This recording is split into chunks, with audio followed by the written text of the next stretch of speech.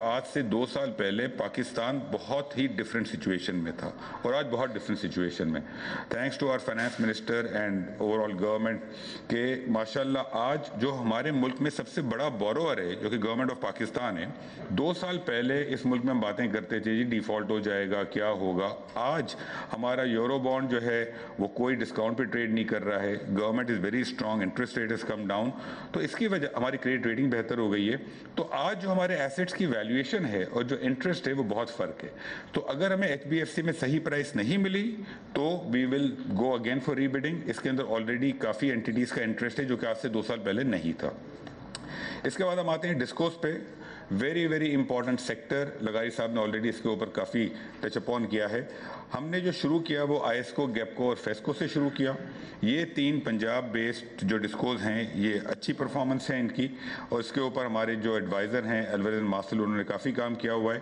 ان discos کا ہمیں دیکھیں، ڈسکوز جو ہیں وہ ایک بہت ہی امپورٹنٹ ایسیٹ ہے، اٹس ناٹ لائک پی آئی اے، پی آئی اے میں تو صرف اس کو افیکٹ ہوگا جو یہ ٹریول کرے گا، ڈسکوز میں تو ہر پاکستانی کو افیکٹ ہوگا، تو we have to be sure کہ اس کو جب ہم بیچیں تو اس طریقے سے بیچیں کہ آنے والے وقتوں میں ہر علاقے کے اندر بجلی ملے، لوڈ شیڈنگ کم ہو اور صحیح قیمت پہ بجلی ملے، تو اس کے اندر ہم نے پورا ان تینوں ڈسکوز کا ریسٹرکچرنگ پلان بنایا ہے، بیکاز اس کے اندر دیکھیں ماضی میں بہت ساری پراپرٹیز تھیں جو یہ ڈسکوز اون کرتے تھے، ان کے ناموں پر نہیں تھی، پاور ڈویژن نے بڑا کام کیا پچھلے 6 ماہ میں اس کے اوپر، پینشن لائبلٹیز ہیں اور بہت ساری کمپلیکس چیزیں ہیں، تو ہمیں اس کی بیلنس شیٹ پوری کلین اپ کرنی پڑ رہی ہے، اس کا پورا ہم نے ریسٹرکچرنگ پلان بنایا ہے، لیکن ان ڈسکوز کے اندر ایک بہت ہی کمپلیکس چیز یہ ہے کہ ان کے بہت سارے ایسیٹس ہیں جن کے اندر ان کا انفراسٹرکچر ہے، وہ ایسیٹس انہوں نے پچھلے 30-40 سالوں میں ایکوائر کیے ہیں، ان کی بک ویلیو جو ہے بہت کم تھی، آج مارکیٹ ویلیو بہت زیادہ ہے، لیکن جو ان کا جو ریٹرن فارمولا ہے اس کا تو تعلق ایسیٹ سے نہیں ہے، اس کا تعلق تو بجلی جتنی بیچتے ہیں اس کے ساتھ ہے، تو اس کی جو ویلیویشن بنتی ہے اور جو ایسیٹ بیس بنتی ہے اس میں بہت بڑا مس میچ ہے۔ اگر ایک چیز ہے جس کی ایسیٹ بیس 100 ارب کی ہے لیکن اس کی جو قیمت بنتی ہے ریٹرن کی بیس پہ جی 20-30 ارب، تو آپ اس کو 20-30 ارب پہ بیچیں گے تو مناسب نہیں ہے، اس کی ایسیٹ بیس 100 ارب کی ہے، تو یہ ایک چیلنج ہے۔ I just want to highlight کہ اس ٹائپ کے چیلنجز ہمیں پرائیویٹائزیشن میں on a daily basis face ہوتے ہیں، but we are working on these things, تاکہ آپ لوگوں کو پتہ لگے کہ یہ جو ریفارمز ہو رہی ہیں، یہ پرائیویٹائزیشن ہو رہی ہے، اس کے اندر بہت زیادہ تھاٹ پروسیس جا رہا ہے۔ اچھا، اس کے بعد جو اور ٹرانزیکشن جس پہ ہم نے آلریڈی کام شروع کر دیا ہے، زیڈ ٹی بی ایل زرعی ترقیاتی بینک، بہت امپورٹنٹ ادارہ ہے یہ ملک کا، فارمرز کو اس میں کریڈٹ وغیرہ بھی ملتا ہے، لیکن اس کا سائز بہت چھوٹا ہے، جس طریقے سے ایک امید تھی کہ یہ فارمرز کو اس بینک کے through over all agriculture sector میں کریڈٹ ملے گا، وہ اس لیول پہ نہیں ملا۔ اس کو جو ہم بیچ رہے ہیں تو ہم نے فائنینشیل ایڈوائزر اپوائنٹ کر دیا ہے، اس کی sell side due diligence almost complete ہے۔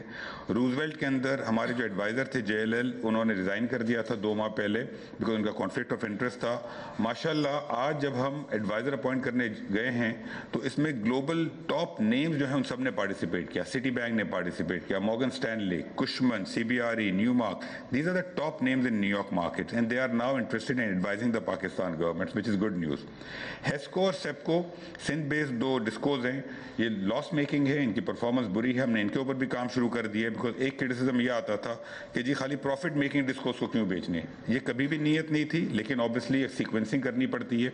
ہیسکو اور سیپکو کے اوپر کام آلریڈی شروع ہو گیا ہے، ہم نے آلریڈی فائنلائز کر لیا۔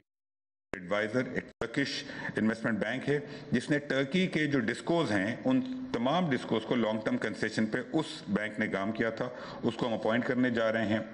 پیسکو اور ہزی کو انشاءاللہ ہم 2-3 ماہ کے بعد اس کو شروع کریں گے بیکاز ایک مارکیٹ ایپیٹائٹ کو دیکھنا پڑتا ہے۔ GENCOs, L N G based plants, Jamshoro coal fire plants اور اسٹیٹ لائف، ان سب کے اوپر بھی ہم نے کام شروع کر دیا ہے، انشاءاللہ اگلے 3-4 ماہ میں آپ دیکھیں گے کہ ان کے بھی ایڈوائزرز اپوائنٹ ہوگی اور کام شروع ہو جائے گا جیسے جیسے ہماری کیپیسٹی بلڈ ہوگی۔ اس کے علاوہ جو ایئرپورٹس ہیں، ہمارے ایئرپورٹس کی مینجمنٹ اس وقت پاکستان ایئرپورٹ اتھارٹی کے پاس ہے۔ ان ایئرپورٹس کی جو دنیا میں ایئرپورٹس کی جو مینجمنٹ ہوتی ہے وہ بہت سارے ملکوں میں پرائیویٹ سیکٹر کے پاس ہوتی ہے، لیکن ہم ایئرپورٹس بیچنا نہیں چاہتے جو ہمارے میجر ایئرپورٹس ہیں، تو ہم اسلام آباد، لاہور اور کراچی ان تینوں ایئرپورٹس میں لانگ ٹرم کنسیشن پہ ہم کام کر رہے ہیں کہ ہم پرائیویٹ سیکٹر کو لائیں۔ اسلام آباد کے اندر ہماری یو اے ای سے بات چل رہی ہے، کراچی اور لاہور انشاءاللہ ہم بڈنگ میں جائیں گے، اور یہ دونوں ایئرپورٹس کے اندر ہم ایکسپینشن اور کیپیکس پلان پہ کام کر رہے ہیں۔ تقریباً $700 ملین سے $1 بلین کا کیپیکس ریکوائرڈ ہے ان دونوں ایئرپورٹس کو اگلی 15 سال کی جو پیسنجر ٹریفک دیکھ رہے ہیں۔ تو اوور آل ट्रांजैक्शंस के ऊपर अगर आप देखें तो ज़्यादातर ट्रांजैक्शन जो हमारे पास हैं उन सब पे काम शुरू हो गया है, एक्सेप्ट अ फ्यू जो कि हम आहिस्ता आहिस्ता शुरू करेंगे as we go along in the process. So lastly 2-3 more minutes and I'll wrap it up. I want to also cover because आज की जो प्रेस कॉन्फ्रेंस है उसका मेन पर्पस है कि रिफॉर्म. रिफॉर्म में थोड़ा सा हमें ये बताना ज़रूरी है कि प्राइवेटाइजेशन कमीशन में जो हम काम कर रहे हैं तो थिंकिंग क्या है, गवर्नमेंट की थिंकिंग क्या है. दैट विल हाईलाइट कि हम प्राइवेटाइजेशन प्रोसेस को अप्रोच कैसे कर रहे हैं. देखिए, प्राइवेटाइजेशन सिर्फ एसेट बेच देना नहीं है जैसे मैंने कहा, इससे स्ट्रेटेजिक रिफॉर्म. जब हम ये एसेट्स बेचते हैं तो हम चाहते हैं कि इसके बाद इन एसेट की परफॉर्मेंस बेहतर हो, पब्लिक को सही सर्विस मिले, उसमें मेरिट बेस्ड हायरिंग हो इसके अंदर. साथ साथ हम ये भी देखते हैं कि जब हम चीज़ें ये बेचते हैं तो इसके अंदर जो एम्प्लॉयज़ हैं उनको एक सर्टन टाइम पीरियड तक फायर ना किया जाए तो एम्प्लॉयज़ को भी सिक्योरिटी मिले. तो it's a very important step in strategic reform. Secondly,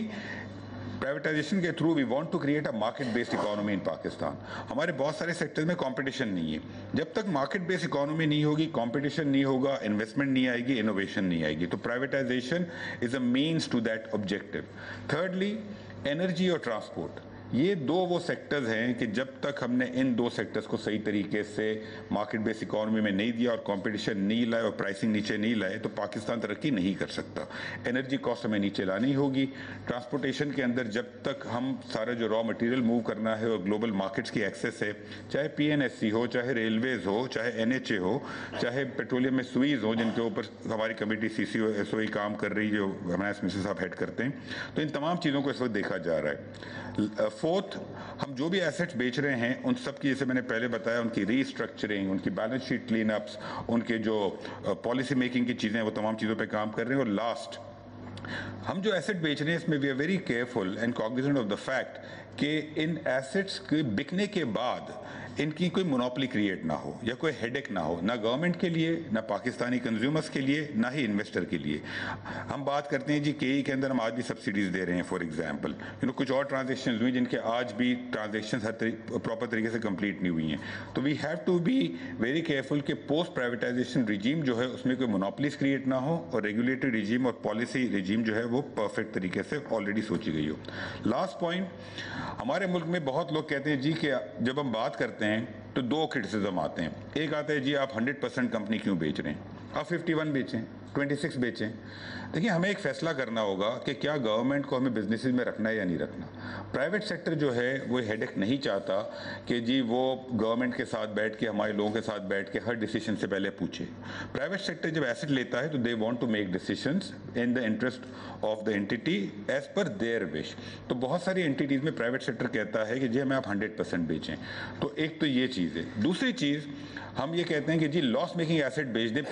profit making asset ना बेचें. देखिए, हमें सोचना होगा कि हमारा डिसीजन मेकिंग फ्रेमवर्क क्या है. क्या हम ये डिसाइड करेंगे कि कौन सी लॉस मेकिंग एंटिटी बेचें, प्रॉफिट मेकिंग ना बेचें, या हमारा डिसीजन मेकिंग फ्रेमवर्क ये है कि गवर्नमेंट का ये काम नहीं है कि बिजनेस करे.